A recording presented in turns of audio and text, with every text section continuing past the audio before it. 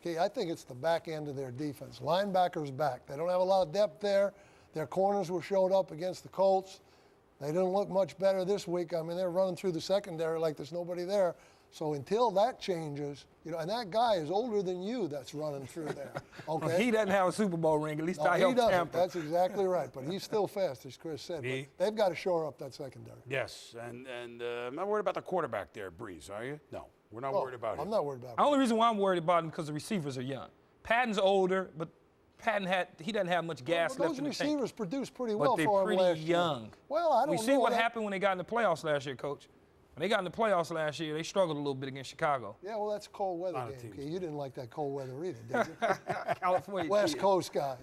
Had to put those mittens on. They had those buffs in there. 3 hand warmers in there. I tell you, it's not like in life right now, and those are the football teams in New York. Both the Giants and the Jets are 0-2. Brett Favre, more wins than anybody else now after his win on Sunday against the New York football Giants, and he can float them like he does to Donald Lee, and then Favre, he's played all these games. He started 239 in a row. How about this gun? He still has this gun, fellas, right? And zing! Donald Driver. So Favre and the Packers with a huge second half as they whirl on, and they're 2-0. Meanwhile, in Baltimore, Brian Billick had to go with Kyle Bowler. Bowler actually played all right. Relief on the Monday night. He played all right to Todd Heap, the Storm and Mormon. He drags his feet for the 4-yard score. Originally ruled incomplete. Then they say, yeah, touchdown. They had a big lead. Kellen Clemens had to start for the Jets guys. And Justin McCarron's had a tough day. But Clemens looked at a strong fourth quarter. Do either of these New York teams, the Jets losing 20-13, so they lost to the Patriots, either of these New York teams have a chance to make something of the season? The only chance I think is Tom Coughlin need to pack his bags and get out of town because the Sharks are starting to, you know. Wait a minute. Pack his bags after 2 weeks? Yeah. Wait a minute. Let's flip this pancake over for a second, okay? Now, suppose you came out there and dropped 1 or 2 passes. And they're going to run me out of town, too. I played in New York. You want me to just yank you out of the game and put somebody in? No, or are you going to say, Coach, I'm going to stay out after practice, and we're going to get this thing squared away? Unfortunately, the pressure is going to get to him. I played in New York. You coached in New York. And you know the Sharks are starting to start. And unfortunately for us, we're in the media now, so we have to do this. How about the Jets? We think that they played 2 tough teams. Man, Genie need to call Belichick and see if he can cheat a little bit because they're not doing a very good job. I think they're staying with Pennington. Well, that was a good performance by Clemens, though. I didn't think he could do that going to Baltimore with their defense and the way they try to harass you. That was an impressive start for that young man. They said he was. They had a chance to win that game. They had a chance to Justin McCann drop those 2 balls at the end of the game. There's another one of those receivers dropping the ball, letting the ball get behind him, get out of his vision line. That's his fault. You know that. Once again, 3-1 he was a rookie. Keyshawn. He couldn't catch that out cut to his right because the ball got out of his vision. Had to work on that every day. Jets say Clemens was night and day from year 1 to year 2 this year in preseason. We saw what he could do in the fourth quarter, but you're right. Pennington's ready to go. They got to still go there. They got to. And they'll come out of their 0-2 funk. When we have Monday Night Football, the guy that we'll be looking at is number 5, Donovan McNabb. Leading the Eagles out. Smiles there, getting ready to play the Washington Redskins. Now we head back to the lake in Philly. And it's Stu's turn. Stu? Boom, the Eagles are open. Donovan can get back to where he was last year when the season started. First 5 games, Kid averaged 320 yards passing a game, 11 touchdown passes, only 1 interception. But can he get back there tonight against a divisional opponent? Our guys in the Monday Night Football booth, they know the answers to everything. Really? We do? Yeah. Where's Stu been? Has he not met all of us? Hi, Stu. Hi, folks. Good to have you with us here on this Monday night in Philadelphia. And let's talk about Jason Campbell, the other quarterback in tonight's game. When you talk about where he's from, it's Mississippi. Brett Favre and Steve McNair, we know they're from Mississippi. They've been around so long. Jason knew these guys when he was in high school, growing up, going to their football camps, or idolizing their presence in college and then the pros. But now here is Jason, about 45 minutes away from where McNair calls home in Baltimore, in Washington. Tony in one of those special seats inside the Beltway, quarterback, Washington Redskins. Yeah, but nobody really knows much about him in Washington other than he's young, and if he becomes good, he joins Alexander Ovechkin of the Capitals and Gilbert Arenas of the Wizards as a young star in town. The Redskins aren't asking him to do much. Just hand the ball off and get out of the way. Throw maybe 20 passes a game so the defense knows you're alive, and don't screw things up. And this is pretty much, Jaws, what they asked Ben Roethlisberger to do a couple of years ago in Pittsburgh. The difference is, if you're a big star quarterback in Washington, and God knows they haven't had one in a long time, but if you are, you get to go to the White House and have dinner with the president. You never have to pick up a check in your life. Ask Sonny, ask Joe, it's a good life.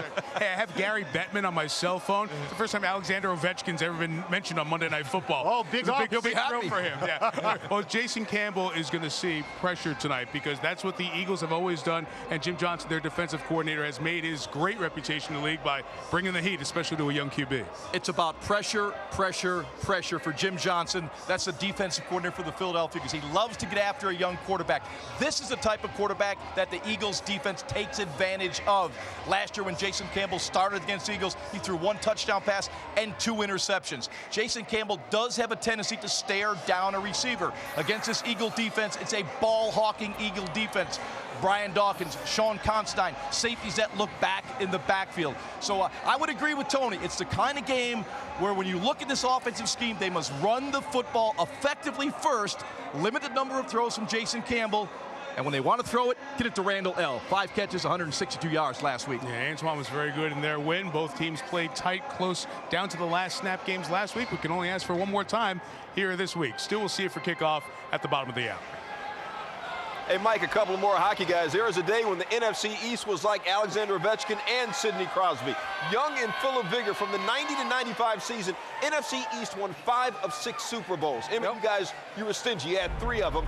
We were the beast of the East back then. How good or bad is the NFC East right now? Well, it's really not a great conference altogether because when you look at the AFC, they're much stronger than the NFC all around. But look at the Giants. They could be dead. The Eagles lost tonight, could be dead. The Cowboys look like they could be the beast of the East this year. Well, it's a little bit early, Emma, to put everyone to bed. But I'll tell you what, this whole division is run by the quarterbacks, like most of the divisions. It's totally about Tony Romo right now dominating in Dallas. If that keeps up, they will run away with the East. But if you can get a reemergence from Donovan McNabb, or you get something from Eli Manning late here, or Jason Campbell even, all of a sudden it goes up for grabs. But right now, Tony Romo is running this division. The only thing hurting the Cowboys is cornerbacks and barring some bad injuries. So you're saying it's the quarterbacks, and you're saying the Cowboys are the beast of the East. Shocker there. Emmett used to love running against the NFC East. 50 career games against the Giants and Eagles. 24 100-yard games, including a career best 237. Hey, Emmett, you ran against Brian Dawkins. How intense is this guy? B-Dawk trying to fire up his guys before the game. A serious winner, Brian Dawkins. Still to come, I just told you he's relentless, just like a superhero. B-Dawk calls himself Weapon X, how one comic book character inspires him on the football field. And from the locker room to the tunnel to the field, we have your all-access pass to your favorite players warming up at the link. If you don't stick around to find out what's going on just before the game, you'll miss everything.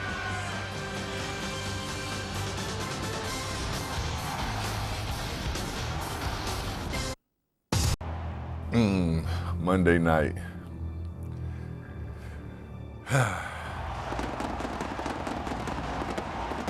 My first time playing on Monday night. Monday night, you're just, I would say, extremely excited. Can you feel what's about to happen on this field, man? Makes you feel like a little kid going to the playground where you have the playground all to yourself. Are you ready? Yeah! Everybody's gonna be watching. I know I'm gonna be very emotional. It's gonna be good. It's gonna be good. It's just you and the football. It's going to be tears that I'm not going to be able to control because not butterflies, but just the anticipation.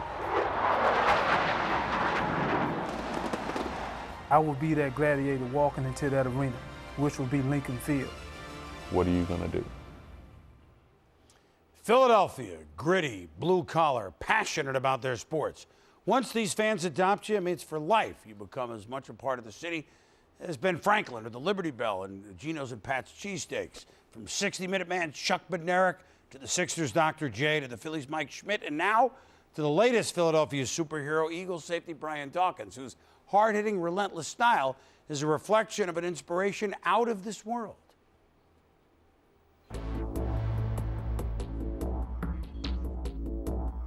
Wolverine is strong. Wolverine is fast. Wolverine is ferocious. So am I.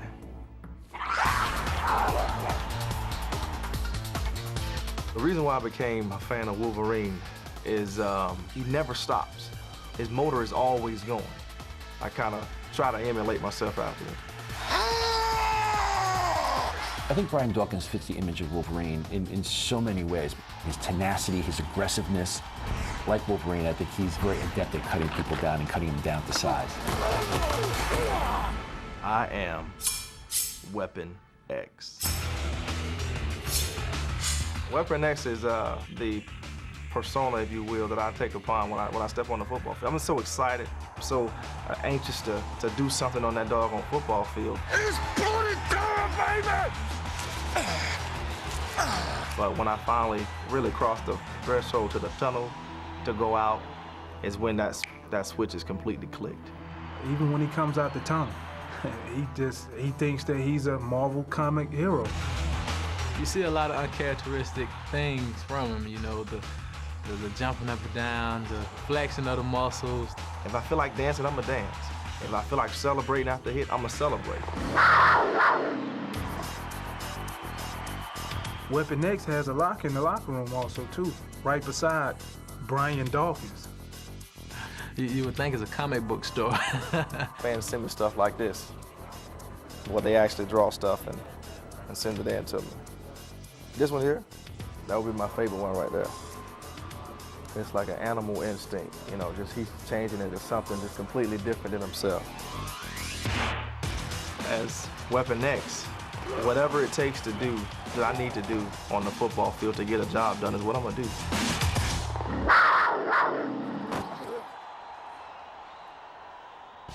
Now there's the real-life Wolverine, 32 career picks, you see.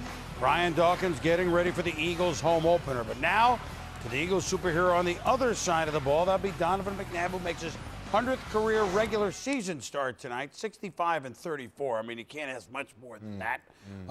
But yet, there's a love, there's certain, and not hate, but there's a love and almost relationship with the Philly fans. Why do you think that is, Keith, with Donovan? I think it goes back, way back to 1999 when they first took Donovan McNabb in the draft. They never really warmed up to this guy. He's won a lot of games in the division. He's done a lot of things for the city. He even took them to the Super Bowl. But he has yet to do what Mike Schmidt did for them, win the world championship like Schmidt did in baseball. Philadelphia fans remember how you treated Mike, and this is the same way I think they're treating Donovan McNabb.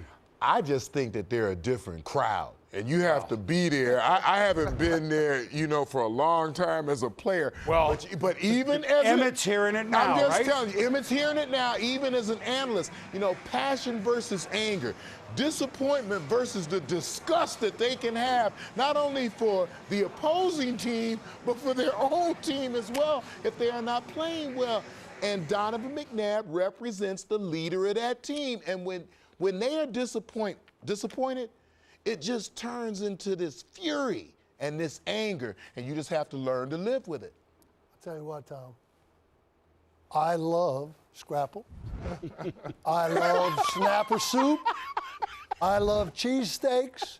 I love Tasty K's. And I love Philadelphia. You planning on going there, aren't you? Wow. He planning on going. Now, you went in as a Giant coach. Didn't live too far from there. I know that. They won my respect. You know what Donovan has told me? He said, look, the thing you got to know about playing quarterback or being a big-time sports figure in this town is we win, we lose, they're not going anywhere, those fans. They go nowhere. So you might as well learn to go with it, right? Boom, I mean, that's part of it. Boom. He's third in Eagles history, and he's throwing the ball, and 11th running the ball. Do they like Jaws? Yeah, they love Jaws. I don't know. I'm new at this. They love Jaws. You know who else they love? A guy with our 2020. You know who they, because he's a native Philadelphia. Sal. Sal, the president of Shamrock Meats, Sal Palantonio. Sal.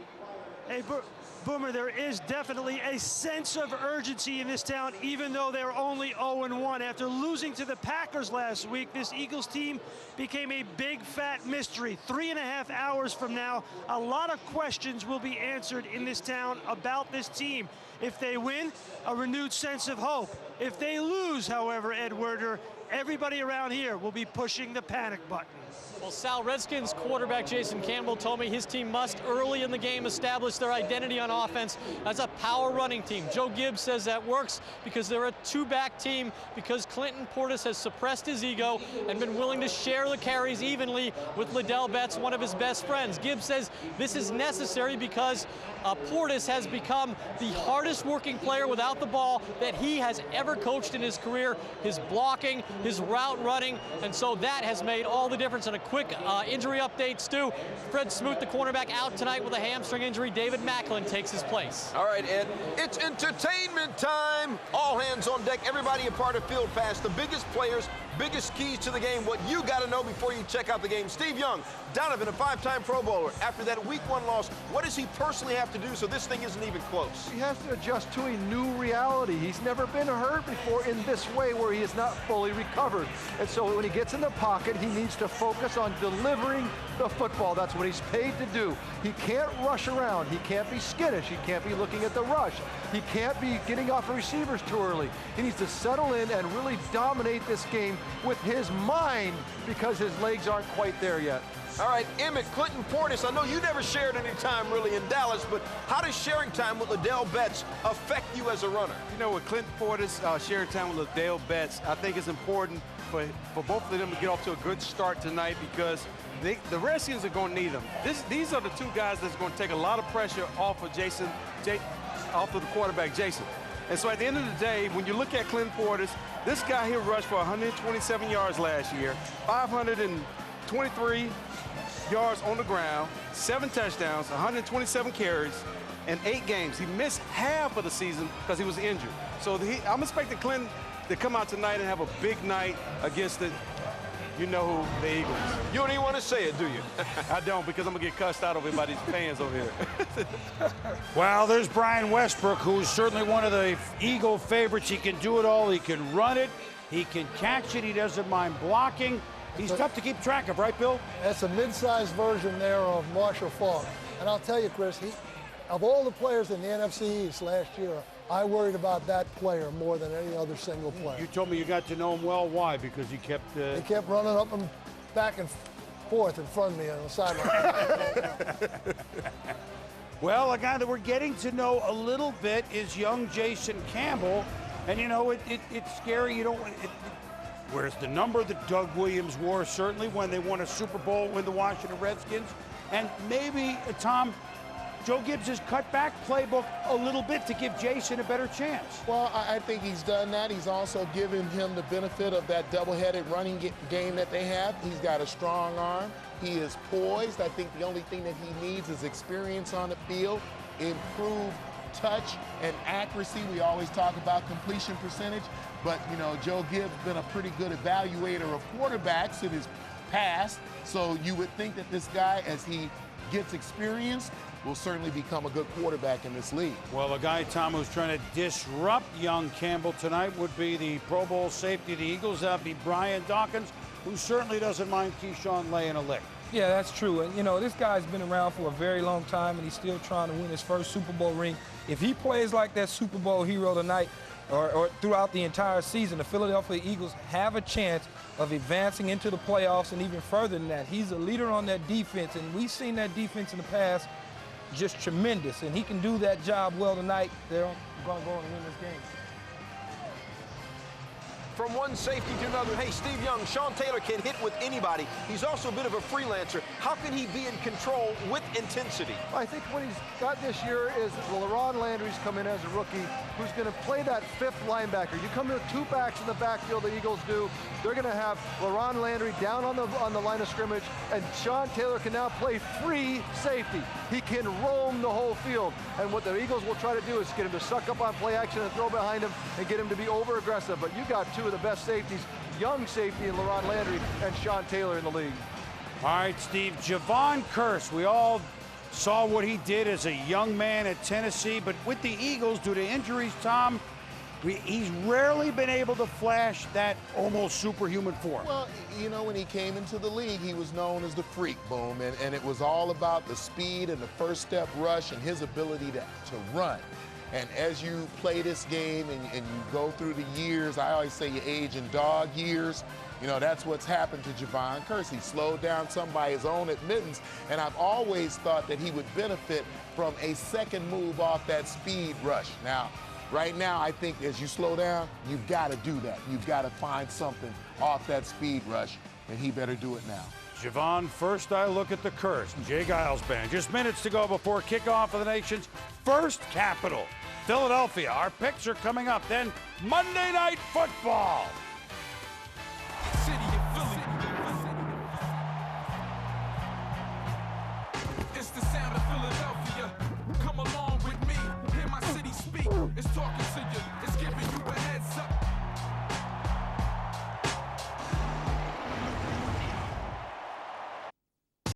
Scratch, punch, kick, tackle, pass, run, get that team, baby. Get back on track. I can't think of a better stage to do it than tonight, baby. Dominate on 3, 1, 2, 3, dominate! William Thomas firing up the Eagles. And there's those that got the game right last week. And then there's a good list that didn't get the game. Our first game right last week. Some of us had Cincy, some of us had Baltimore. All right, there's our lead. We got a long way to go. What do we like tonight, Tom? I like the Washington Redskins. I think that Coach Gibbs has finally put a team in place that's his team, that he likes. Going to be hard to beat. Washington Redskins. Coach? I'm going to take the Palantonios tonight at home, okay? Since he's down there as the 12th man, I believe I'll take the Eagles at home. Key? I'm going to go with the Philadelphia Eagles and their crazy fans. That's a good pick. I like that. I see it tonight, 27-16 Philadelphia. They got a young receiver, Jason. You can't always get what you want. I like him going deep against the safeties. That's just a guess. Steve, back to the stadium. Who do you like? That was bad. Yeah, I get a feeling that the Eagles know that this is a little bit of a risky spot for them, and they smell blood in the division. I say the Eagles have. They always do in the regular season, come out and play great football. They're going to win tonight. I say the Eagles will win tonight also. I'm going with defense with Brian Dawkins and Wolverine. I'm also going with Brian Westbrook having a big night tonight. Donovan coming off an injury. The Eagles drafted a QB. Donovan's got a boulder, not a chip, but a boulder on his shoulder. The 5-time Pro Bowler has something to prove. TJ, you're by yourself. I'm saying Eagles. Well, I tell you what, Tom, you're all on the Eagles. Now, this is new now. I know we're getting close to election day. We're going to look at the states, the red and the blue states. Always keep your eye on Iowa and New Hampshire in these things. But even they, all our states. Hey, McGovern won one, guys. All 50 states look like they're pulling for. Oh, that's it? There it is. Even Hawaii, Tom. There it is. Put the District of Columbia on there. But you know what? I know. You know what island you're on for this? Guam. They went with the Redskins. Guam. Everybody. If you win this game. That was it. The whole country. If you win this game, though, you're going to run for some political office because you're going to look like a genius. Mm-hmm. Running the ball against Philly, I mean, could be done, right? Yeah, sure. Donovan McNabb, big game tonight. What do you think? I think a big game. You better have. I think he'll show up in his stadium. It's his stadium. I think a big game tonight. We will see you at halftime. Hope you enjoyed this edition of Monday Night Countdown for our cast of thousands. I'm Chris Berman. A crisp, cool night in Philly. See you green inside the lake. Monday Night Football.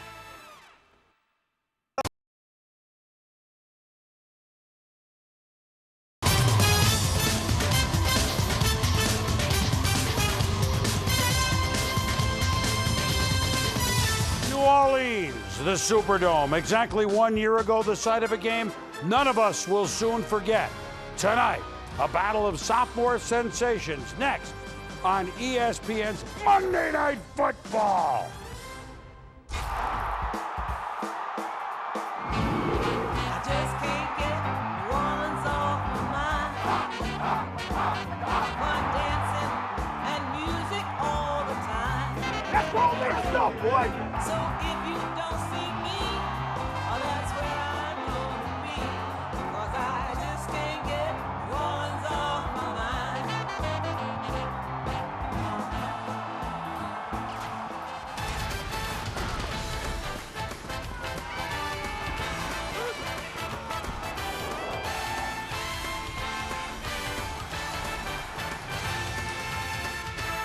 Monday Night Countdown is delivered by UPS. New Orleans, 2 years later, a city still healing from Hurricane Katrina. Tonight, the Superdome will be revved up to watch a battle of two of the game's most electric players. And that would be Reggie Bush from the New Orleans Saints, NFC finalist a year ago. Can he help the team get going in their home opener? And all he does is win. Vince Young, quarterback, Tennessee Titans, finished 6-1 a year ago, almost made the playoffs after an 0-5 start. They're in the spotlight tonight in New Orleans. And welcome everybody to Monday Night Countdown as we go marching toward the 1-1 Titans and the surprising 0-2 New Orleans Saints. Are you ready for the first fall Monday night game? Of course you are. Hi everybody. This is Boomer with me, Sean. The Tuna. Stonewall Jackson. College nickname. Me, Sean. Mort. And a cast of thousands. You'll have to figure out what our names say under our chin a little bit later on. This is only a test. Well, we're going to have some fun tonight. We have music of the Foo Fighters later on in the show. And New Orleans, such a city of music, we'll have plenty of references in the show. Let's start with Sunday, though, before we go to tonight's game. What stood out above everything else for you? I think when you look at the first 2 weeks in the National Football League, you have to say the New England Patriots and the Dallas Cowboys are the two best teams in the National Football League. And the reason I say this is I look at the Indianapolis Colts and how close that game against the Houston Texans looked. To think that they're going to beat the Dallas Cowboys, I don't think so. And to think that they're going to beat the New England Patriots, I don't think so. So at the end of the day, I think those two teams. Key, the National Football League has made an effort to have parity throughout the league. But they forgot to tell the Colts, the Pats, and the Steelers, who won the last four Super Bowls, and certainly look like a favorite to win the next Super Bowl. You know, fellas, Tuesday's payday in the National Football League. Now, after watching John Kitna get a concussion last week and get sacked 9 times this week, I think he ought to get 2 checks, one for playing and the other one for combat pay. Who's his coach? Well, the head Mike coach. Martz. Not head coach, Mike Martz. He's not. Marinelli is. Here's what I would say, and it involves that game. Killed. Reports of the demise of the Philadelphia Eagles have been grossly exaggerated. They look fine. Not sure about the colors they wore, but they look fine. And in a few weeks, reports of the demise of the Chargers will be saying the same thing. They'll be okay. With more on tonight's game, though, let's check in with our crew, all jazzed up to be in New Orleans, and Stuart Scott. Stu, how are you? Hey, Boom, what's going on? You know, it was almost 2 years ago in the BCS title game that Vince Young in Texas ended Reggie Bush and USC's 34-game winning streak. Now it is Reggie Bush who is 0-2. I'm with a couple of guys. We always talk about you all's, accomplishments. You started 0-2 5 times in your career, and I ain't gonna mention about somebody who started 0-9 his first year ever. I ain't gonna say nothing about that. I won a game in that year? Hey, by the way, Bill Parcells holding everyone's check till Tuesday, taking the interest for a day. Monday's payday in the NFL, coach. These Saints, we talk about them being 0-2. They're 0-3 dating back to the NFC title game last year. Kind of feel like SportsCenter right now. Are they pretenders or contenders? Oh, there's no question they're contenders. They've got a At 0-2? They're a talented football team, and I'm telling you, they're well coached. I think they're immature. They're expected to go to the Super Bowl or knock on the door. They thought at the end of the year, we're championship game, now next year Super Bowl. They spent the offseason, I think, kind of reading about their laurels rather than going to work. You saw the Patriots double down with their work ethic. You saw the Colts double down their work ethic. I think it's the same problem they're having with the Chargers right now. I think this actually is a positive. As long as they win tonight, this is a positive. It's a wake-up call. It's a nice punch to the chops to make sure that you know that the rest of the league is not going to let you waltz to the championship. That's the way I see it. Steve, count it down. That's the way I see it. It's 2 weeks into the season, and you talking about a wake-up call? Wake-up call. Wake up, because they're immature. Wake up, New Orleans. You have to play football. You have to get back to the basics if you want to get in the Super Bowl or into the playoff this year. You have to start running Deuce McAllister. You have to find a balance between Deuce and Reggie. If you don't find that balance and establish the run game, it's going to be very hard to get back into the playoff. These Saints, I mentioned they're 0-3 their last 2. They've been outscored 111-38 in those 3 games. No defense. And Susie Colbert from the Monday Night Football sidelines. Susie, this is a Saints team that in terms of yards was the #1 offense in the league last year. What's their mindset tonight for this game?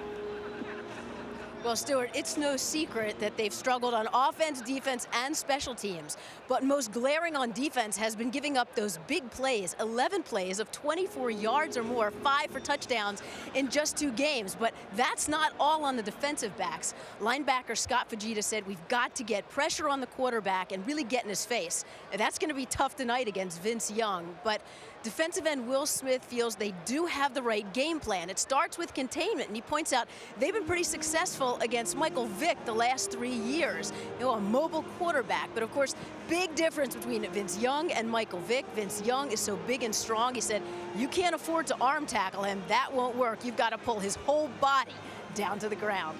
We're on the Titans. Let's go over to Michelle Tafoya.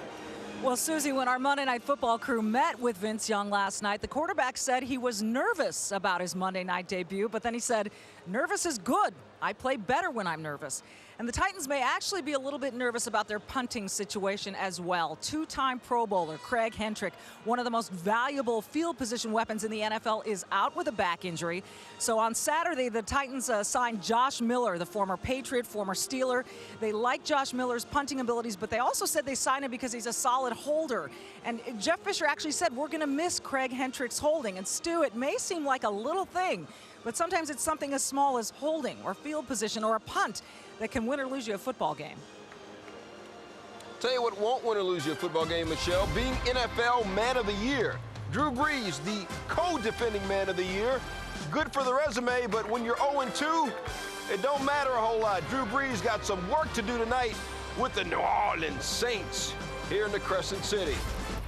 Still to come on Monday Night Countdown, Reggie Bush, maybe the focal point for the Saints, but would fewer touches lead to more wins? Question being hotly debated here. Also, if you could do it all over again, would you draft Drew Brees, Vince before Reggie? And the NFC winds of change blew through the Windy City after the Chicago smackdown of the Cowboys, now the team to beat. Down, delivered by UPS. What can Brown do for you? And in part by Infinity, who use the power of design to create dynamic, beautiful automobiles. And KFC's new $2.99 deals. A real deal for lunch for just $2.99. Only at KFC. Welcome back to Monday Night Countdown. Boy, what a show in Chicago against the NFC champion Bears. Tony Romo and the Dallas Cowboys put on last night. 3-3 in the third quarter. This drive almost went the length of the field. Jason Witten, a touchdown, 10-3. Bears come back to tie it up at 10. And then again in the shadow of his own goalpost, Romo to the player, Terrell Owens, and he's across the middle, gets a block there from Hurd, and he goes 35 yards to the Cowboys' 40, and later on in the drive, it's a swing to Marion Barber. And watch this here. It's whoop, whoop. And what? These are the Bears? 17-10. Now after another field goal, 20-10, Rex Grossman. Pick it thrown into a bunch of Cowboys. Anthony Henry, couple of picks, and this the big one, gone. 28 yards, a 31-point second half for Dallas. The Cowboys crushed the Bears last night, 34-10. So we went from 10 to 5 undefeated teams in football, 2 of them in the NFC. One would be Green Bay, one would be Dallas. Very impressive no matter how you look at it for the Cowboys. You built the Cowboys, Bill, or you had a hand in doing it.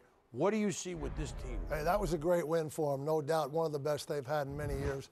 They've got blockers, they got a thrower, they've got catchers, they've got runners, they've got good kickers. People underestimate that. And last night, they had some interceptors. And if they keep turning the ball over like that, or creating turnovers, they're going to win a lot of games. And they just beat the defending NFC champions. And what I want to ask is this. If they're the best team in the NFC, and they certainly look that way to me, who is the second best team in that conference? Seattle, maybe? Well, Green Bay's 3-0. And how far away are Seattle, they from the Philly. Dallas Cowboys? I would say it's some distance between number 1 and whoever is number 2. And I agree with you both on the Dallas Cowboys. I mean, but, you know, you think about it. Let's talk about the Chicago Bears for a minute. you know, they have a chance to still win this division, a chance to get into the playoffs. But there's a couple things that they need to do. They need to get better defensively in the secondary. The front seven plays well. Losing Brown hurts them. Archuleta's nothing more than a linebacker playing safety. And at the end of the day, for the life of me, Lovie Smith, please stop sticking with Grossman. Just stop. Because if you want to get somewhere, and you know better than I do as a football coach, he's not doing a very good job right now, and he's not helping your team. You know what, on Chicago for a moment, this defense, and Tom, how many times have you and I sat together and watched these games? They're asked to do so much. Too much. To hold the other team down. Maybe we'll get a punt return. Maybe we'll score. Just hold things because it's a short field with the turnovers.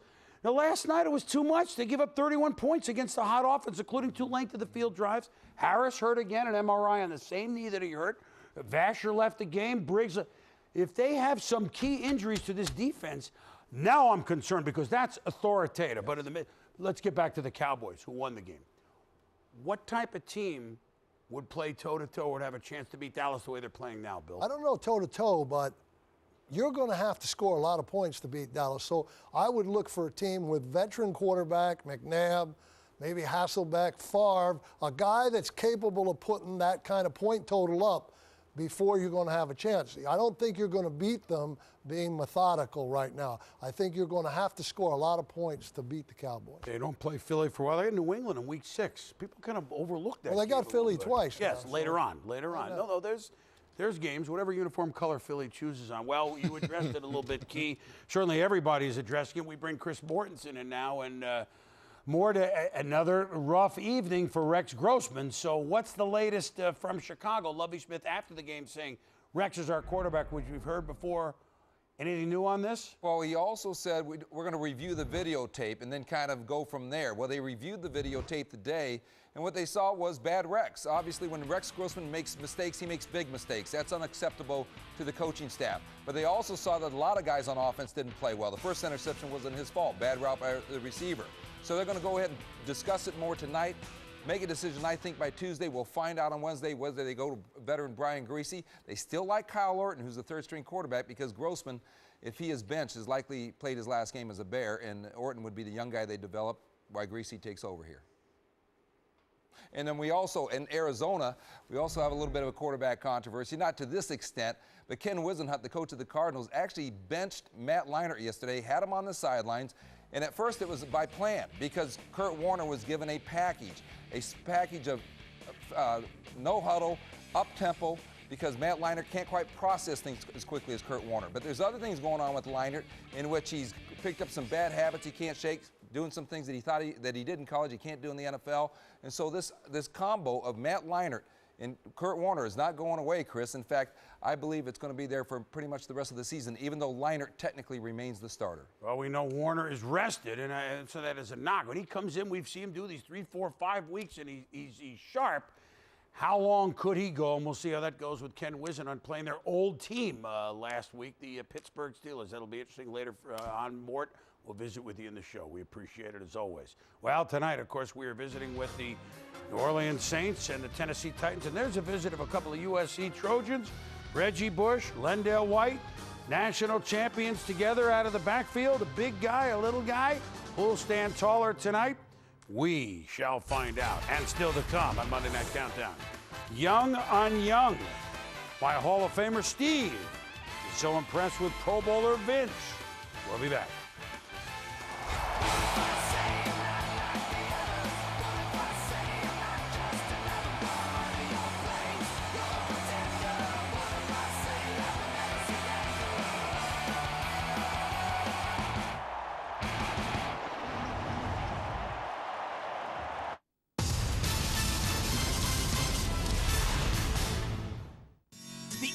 Welcome back to Monday Night Countdown, delivered by UPS.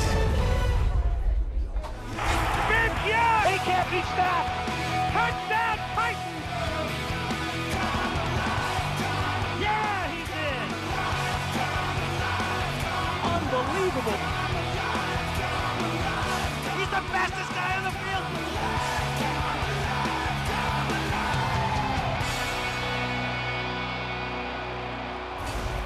The Foo Fighters, they redid David Bowie's We Can Be Heroes, didn't they? Well, Vince Young has been a hero. He throws, he runs, he leads them to win. With more on the Titans, let's head back down to New Orleans and check in with Rachel Nichols for this Teams at 20 report. Rachel made it from Austin Straubel Field in Green Bay all the way to New Orleans. Hi, Rachel. Go down the walk ramp. Hey, Boomer. Well, Vince Young is only 24 years old, but he's already showing the Titans how much he's growing as a leader. Now, during this summer, he flew his receivers down to Houston just to work on their rapport. He even fed them some of his mom's cooking. And then when the rest of his teammates got to training camp this summer, well, we'll let him read to you the letter he left in each of their lockers.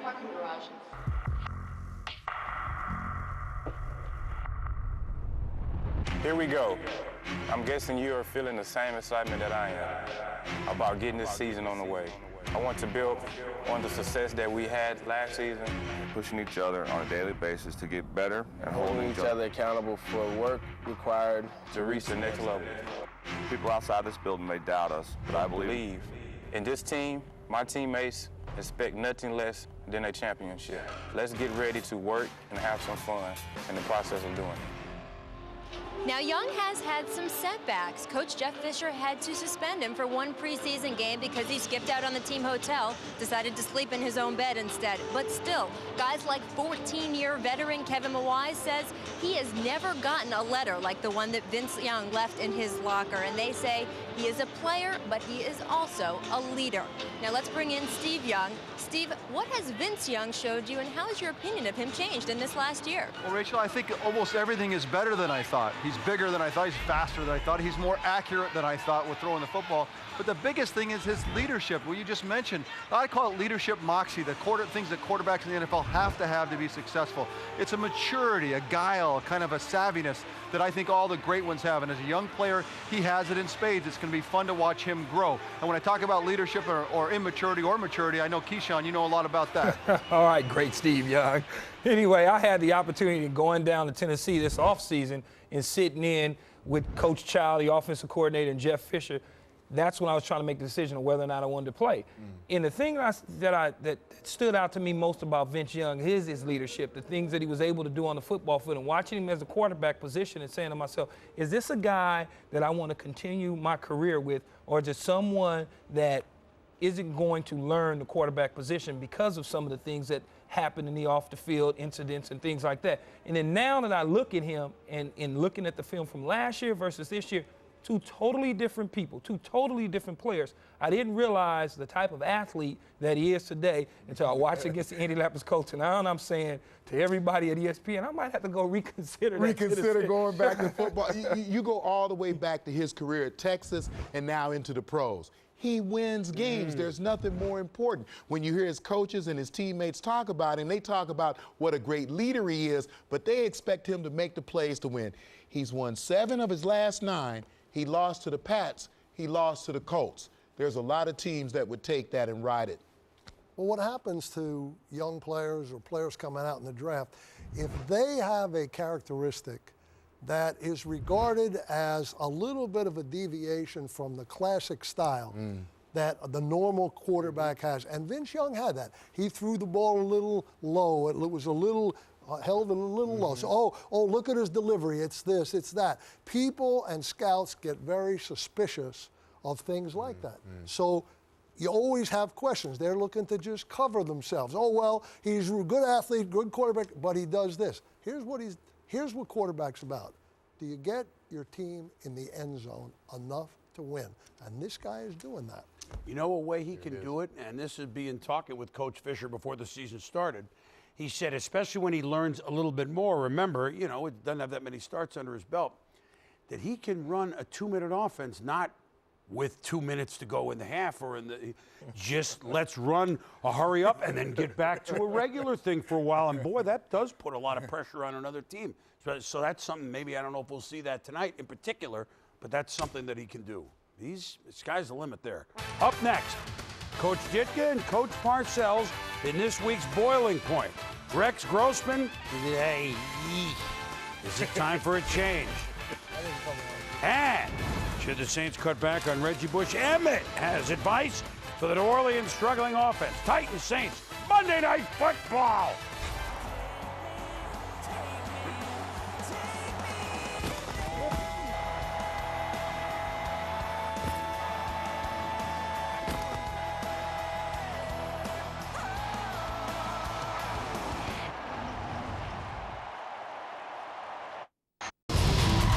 decision on Rex Grossman? Clearly, he's at a crossroads with Grossman. What would you do?